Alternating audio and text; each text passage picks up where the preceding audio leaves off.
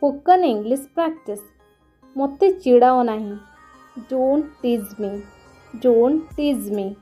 तुमको ये भल लगे जदि आप क्वेश्चन पचार तुमको ये जगह भल लगे तुमको ये भल लगे ताहले आपण कहे did you like it here did you like it here तुम हॉबीज कौन what are your hobbies what are your hobbies मु निश्चिंत आसबि I will come for sure I will come for sure जो दिन हेले भी चलो जो दिन हेले भी चलो any day will be fine any day will be fine TV देख ना don't watch TV don't watch TV दयाकोरी बसंतु प्लीज बी सीटेड तुम्हें कौन नबाक चाहछ what would you like to have what would you like to have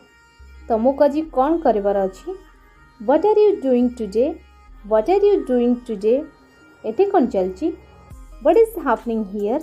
what is happening here से एबे भी ठीक है नहीं he is still not well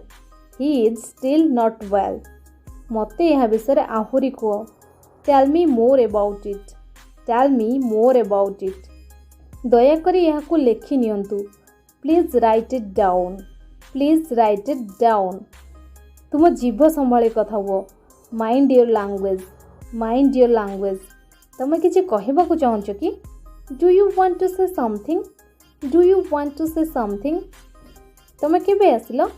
when did you come when did you come मु यहाकू केउंठी छाड़बी where can I leave this where can I leave this